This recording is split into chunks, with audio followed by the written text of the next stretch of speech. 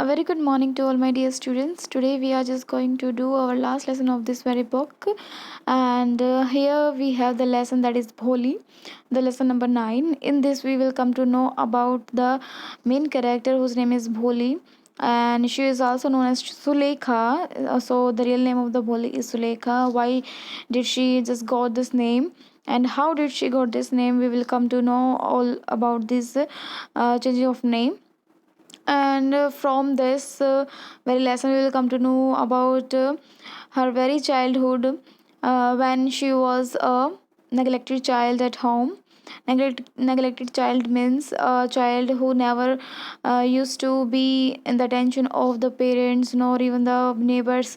So it's a kind of child जो सभी उसे यू कैन से बेप्रवाह की तरह देखते हैं. Why our Bholi is so neglected in her own home? We will come to know this. Now here we come to know about the journey of Bholi from the childhood to teenage and the age of marriage. It means we will find out the journey of life of our Bholi, you can say of Sulekha. So here we come to know that who there will be a teacher who will take simple interest in her life, and she just change her life to a great extent. And we will also come to know that how all these things round up and will woven out a story, a brilliant story, short story, which moves around our Bholi, that main character. Here the protagonist is Bholi. Now let's get started with the reading and find out. Here the first question arises before reading our text, that is, why is Bholi's father worried about her? The second one is, for what unusual reason is Bholi sent to school? So here the first question says कि उसके पिताजी उसके लिए बहुत ज़्यादा चिंतित क्यों थे. The second question arises here to says कि भोली को स्कूल भेजने के लिए क्या अनयूजुअल से, जो आम तौर पर नहीं देखे जाते, ऐसे कौन से रीजन थे. Sorry, we come to know about one thing that ज़्यादातर लड़कियों को स्कूल नहीं भेजा जाता, बट उस ज़माने में भोली को स्कूल भेजना, यानी कि वो लोग स्कूल उसको भेज रहे थे, तो उसके पीछे एक अनयूजुअल सा रीज़न क्या था. सो हमें यहाँ दो कंडीशन पता चलती है. एक तो उसके फादर जो है बहुत वरीड है, सेकंड है उसके जो भोली है वो स्कूल भेज जाती है अमंगस्ट अदर गर्ल्स जो कभी भी स्कूल नहीं गई, राइट. सो अब उसके पीछे क्या अनयूजुअल रीजंस हैं. Now let's get started here. In the first line we come to know about the real name of our Bholi. Her name was Sulekha. What is the name of that particular little child of that particular family? The name of that particular child, a special child, is Sulekha. But since her childhood, everyone had been called her Bholi, the simpleton. भोली का मतलब होता है ना सीधी सादी. Simpleton means Sidhi and सादी. सो उस बचपन से ही उसको एक भोली नाम दिया गया था. Now, she was the fourth daughter of the Nambardar Ramlal. Was the name of the father? Here, the name of the father is Ramlal, and he is the Nambardar of the village. And she was the fourth daughter, यानी कि उनकी fourth यानी चौथी लड़की थी उनकी. So इससे पहले उनके 3 लड़कियां भी थी. When she was 10 months old, जब वो 10 महीने की ही थी, whom she is referring to here. Here she refers to our Bholi. जब वो भोली 10 महीने की थी, she had fallen off the cot on her head and perhaps it had damaged some part of her brain. तो वो coat means होता है चारपाई, right. So here is the meaning of cot is charpai. So here we found that उसके साथ एक incident होता है. एक्सीडेंट वी कैन से, वो कोट यानी कि चारपाई पे से गिर जाती है, और किसके बल गिरती है? अपने सिर के बल गिरती है. शायद ऐसा है कि उसका कुछ ब्रेन का कुछ पार्ट जो है वो डैमेज हो गया है. So that was why she remained a backward child. इसलिए वो बैकवर्ड चाइल्ड रही है अपनी फैमिली की, जिसकी तरफ ज़्यादा कोई गौर नहीं की गई है. जैसे बढ़ रही है वैसे बढ़े, अदर लड़कियों की तरह इस पर कोई ऐसी बंदिश भी नहीं थी. Because she has lost some part of her brain, actually that was damaged, and came to be known as Bholi the simpleton. और इस वजह से वो एक सिंपल सा, यानी वो किसी से ज़्यादा बात नहीं करती थी, और बात भी करती थी तो किसी से अट्रैक्ट, यू कैन से किसी भी चीज़ से ज़्यादा अट्रैक्शन जो थी वो महसूस नहीं कर पा रही थी भोली, तो उसको हम भोली और सिंपलटन के नाम से जानते हैं। एक सीधी सादी सी लड़की जिसका नाम सुलेखा है, लेकिन वो due to some circumstances and accidents we come to know her as Bholi. And now we will, in the next paragraph, we come to know about another incident which just took place in her life, and after that she find out some more problem in her life. Now let's get started. At birth, उसके जन्म के दिन, the child was very fair and pretty. वो बहुत ही सुंदर और बिल्कुल fair लग रही थी, बहुत ही फेरी जैसी लग रही थी, बहुत प्यारी लग रही थी. इट मीन्स उसका कलर भी काफ़ी कैसा था, फेयर था. गोरी थी वो. But when she was 2 years old, जब वो 2 साल की हुई, she had an attack of small pox. उसको चेचक हो गया, यानी कि माता निकल आई जिसे हमारे यहाँ कहते हैं, right. Only the eyes were saved, उसकी सिर्फ आंखें ही बची हैं. But the entire body was permanently disfigured by deep black pock marks. But उसकी जो पूरी की पूरी बॉडी है उस पर बहुत गहरे धब्बे, जो काले कह सकते हैं हम, मार्क्स जो है वो रह गए हैं, गड्ढे रह गए हैं.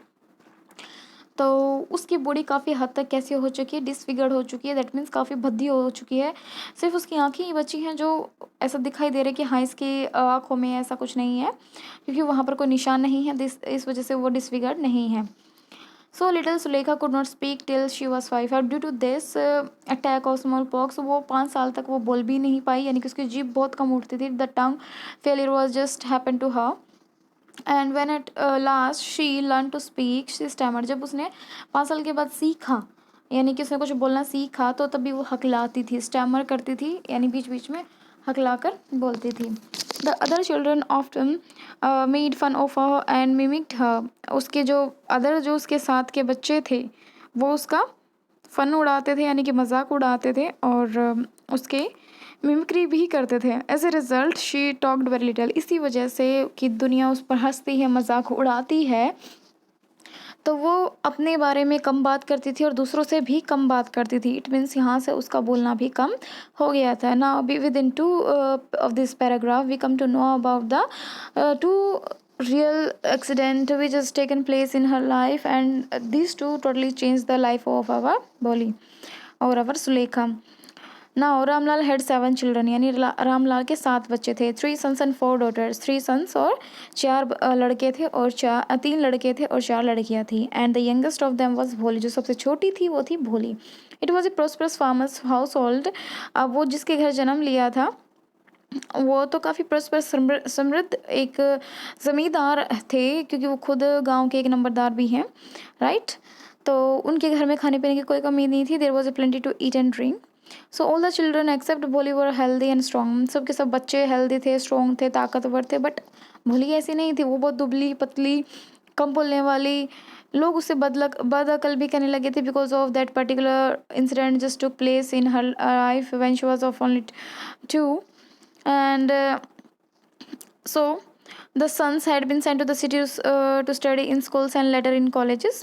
So यहाँ पर जो लड़के थे उनको पहले शहर में पढ़ने के लिए भेजा गया, फिर उसके बाद उन्हें कॉलेजेस में भेजा गया, राइट. ऑफ द डॉटर्स, जो डॉटर्स थी, राधा द एल्डर, जो सबसे बड़ी थी Radha, had already been married, उसकी शादी हो चुकी थी. The second daughters Mangala's married had also be settled. जो मंगला थी उसकी second you can say position वाली जो सिस्टर थी, अपनी सुलेखा या भोले की बहन थी ये सेकंड नंबर की, तो ये थे मंगलास. इसकी जो शादी थी वो भी तय हो चुकी थी, यानी कि राधा की तो शादी ही हो चुकी थी, मंगला की शादी तय हो चुकी थी. When that was done Ramlal would think of the third Champa. अब वो जब हो जाती तो उसके बाद रामलाल जो है, जो थर्ड है जिसका नाम चंपा, उसके बारे में, बहाने के बारे में उसके लिए सोच रहा था. And they were good looking. वो सारी की सारी बहुत ही सुंदर दिखने में थी, हेल्दी गर्ल्स थी. And it was not difficult to find bridegrooms for them. तो वो बहुत सुंदर थी, अच्छी बोलती थी, दिखने में भी हेल्दी थी, तो वो उनके लिए कोई दूल्हा ढूंढना कोई बड़ी बात नहीं थी. But Ramlal was worried about भोली. लेकिन वो अपनी भोली के लिए बहुत ही ज़्यादा चिंताजनक था. क्यों? क्योंकि she had never good looks nor the intelligence. उसके पास ना ही तो अक्ल थी और ना ही उसके पास गुड लुक्स था, right.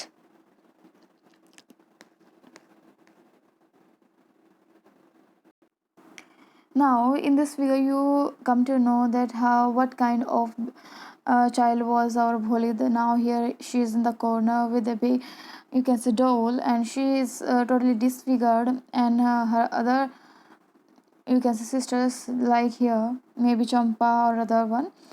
So they were just here.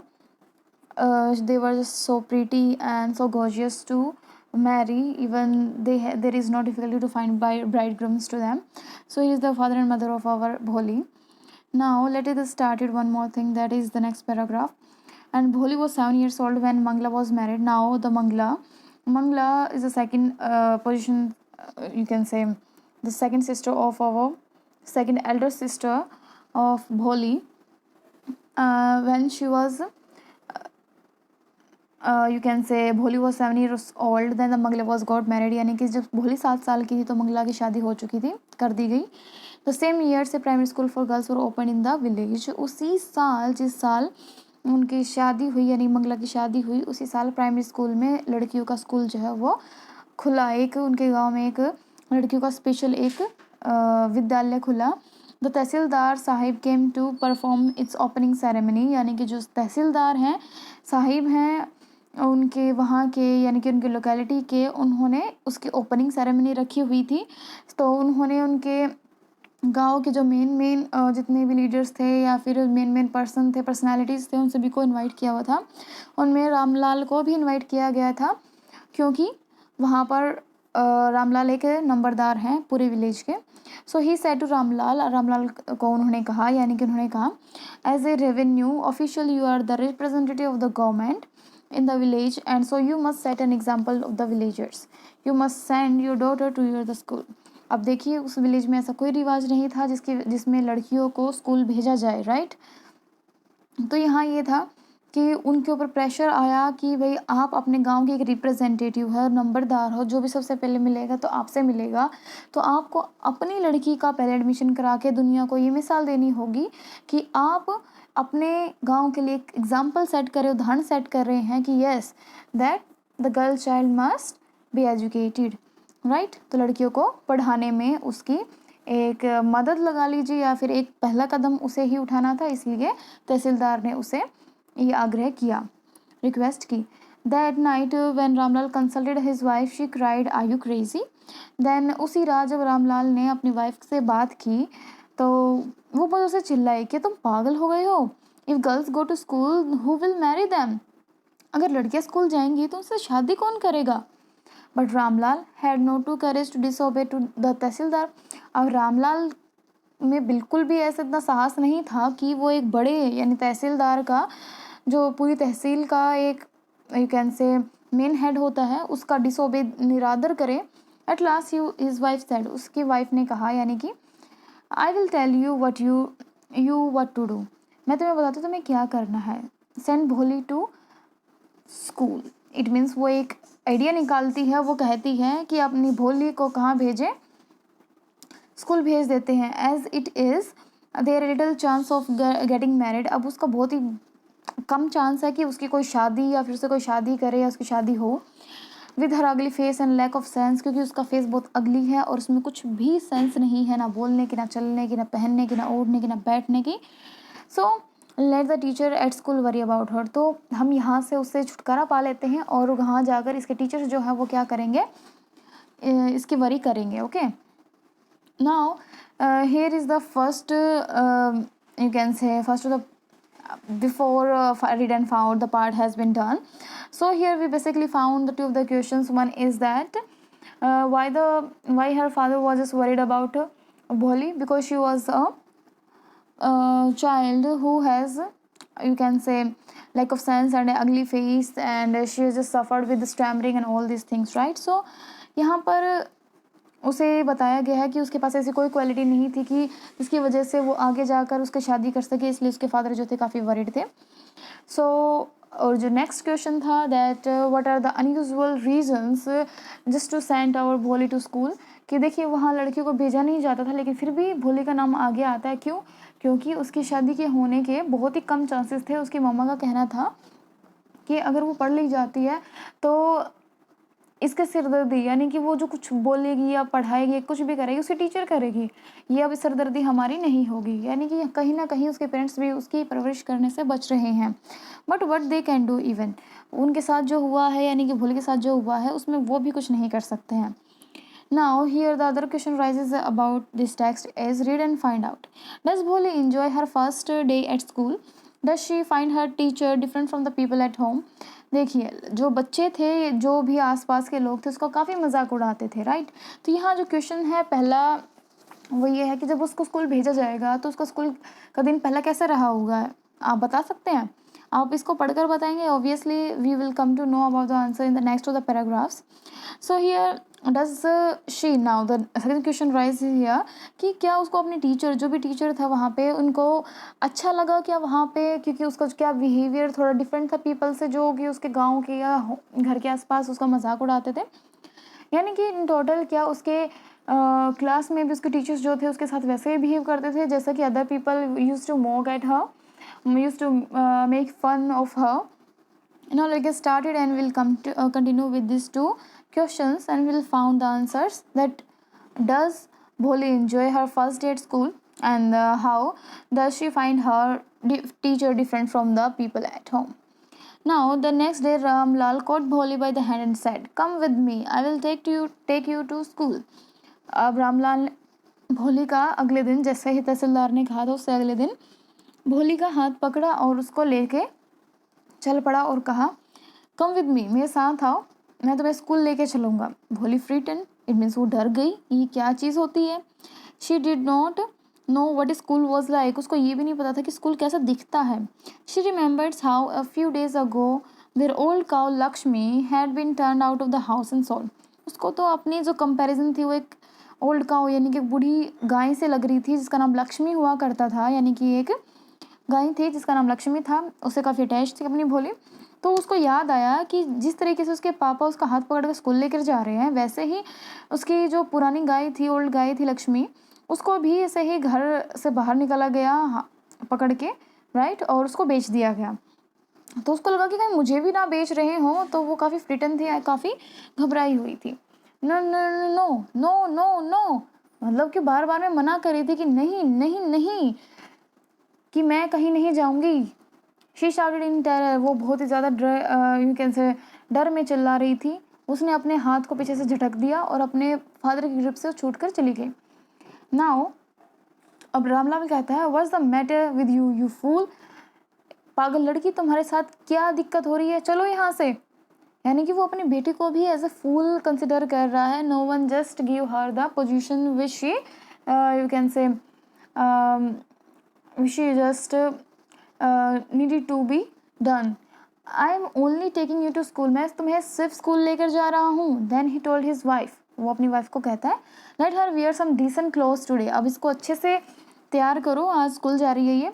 और else what will the teachers and other school girls think of us when they see her, नहीं तो अगर तुमने अच्छे से ड्रेसअप नहीं किया तो उसके टीचर्स, यानी कि मैं नंबरदार हूँ, तो स्कूल गर्ल के बारे में क्या, स्कूल गर्ल्स जो भी होंगी अदर्स, उसके बारे में क्या सोचेंगी, क्या कहेंगी, कैसे पेरेंट्स हैं इसके, ये है वो है.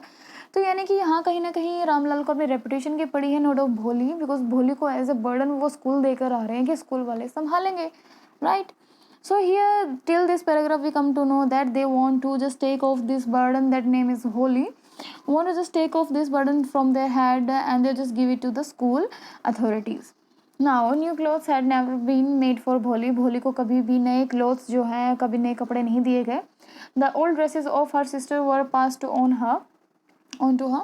जो भी उसके बहनों की पुरानी यू कैन से कपड़े होते थे वो उसको मिल जाते थे. So no one care to mend or wash her clothes, कोई भी उसकी ज़्यादा केयर नहीं करता था कि भाई वो पहने हैं जैसे भी पहने रखे, ज़्यादा धोने क्या है, इसको तो गंदे ही करने हैं. सो इसलिए उस पर ज़्यादा कोई ध्यान नहीं देता था कि उसकी ड्रेसिंग कैसी हो. But today she was lucky to receive a clean dress which had just trunk after many washings and no longer fitted. Champa, Champa is the you can say third elder sister of our Bholi. तो उसकी जो dress थी, यानी कि उसकी भी एक clean dress थी, उसको मिली, वो चंपा की ही थी, क्योंकि वो भी काफ़ी धोने के बाद श्रंक यानी कि सिकुड़ गई थी और अब चंपा को फिट भी नहीं आती थी. तो अब उसे खुशी भी हो रही थी कि मुझे कुछ नया मिल रहा है. It means she is the kind of child who never use to wear a clean dress or the washable dress. So वो हमेशा अपनी बहनों की उतारी हुई जो ड्रेसेस होती थी वही पहनती थी. उसके लिए कभी कोई मेंड करना या वॉश करना, उसके कपड़ों की केयर कोई नहीं करता था. She was even bathed and oil was rubbed into her dry and matted hair. अब उसको नहलाया गया, उसके बालों में तेल लगाया गया जो बहुत ही काफ़ी रफ़ हो चुके थे, यानी कि उस पर कोई ध्यान ही नहीं दे रहा था। लेकिन आज उस पर स्पेशल ध्यान दिया जा रहा है क्योंकि यहाँ पर रेपुटेशन की बात है, किसकी, रामलाल की। Only then did she begin to believe that she was been taking to a place better than her home.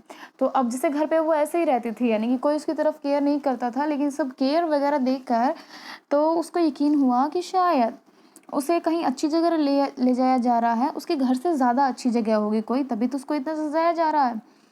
When they reach the school, जब वो स्कूल पहुँचते हैं, the children were already in their classroom। और जो उसके school children's हैं अलग हैं, उसके दोस्त तो नहीं हैं, लेकिन कहूँगी अगर बच्चे जो हैं वो क्लासरूम में जा चुके हैं। Ramlal hand over his daughter to the head mistress. अब वो वहाँ की मुख्य अध्यापिका को क्या करते हैं, उसका हाथ जो है सौंप देते हैं कि आप इसे संभालिए। Left alone the poor girl looked about her with fear laden eyes. अब वो लड़की बिल्कुल अकेली है वहाँ पे, वो बेचारी बुरी, यानी कि एक बेचारी जैसी डरी हुई आंखों से वो उसकी तरफ देख रही है, हेड मिस्ट्रेस की तरफ देख रही है। देयर वर सेवरल रूम्स, वहाँ पे बहुत सारे कमरे थे। And in each room girls like her squatted on mats. हर एक कमरे में लड़कियाँ कैसे बैठी हुई थी, मैट्स पर बैठी हुई थी, यानी कि चटाइयों पर। मैट्स किसे बोलते हैं, चटाई को बोलते हैं। तो उस पर बैठी हुई थी। Reading from books and writing on slates, वो क्या कर रही थी, वो बुक्स जो थी वो पढ़ रही थी और अपने स्लेट्स पर लिख रही थी। So the head mistress asked Bholi to sit down in a corner in one of the classroom. तो उसको पूछती है कि अगर तुम चाहो तो किसी भी क्लासरूम में जाके बैठ जाओ, किसी भी कॉर्नर में। उसकी हेड मिस्ट्रेस भोली को पूछती है, राइट।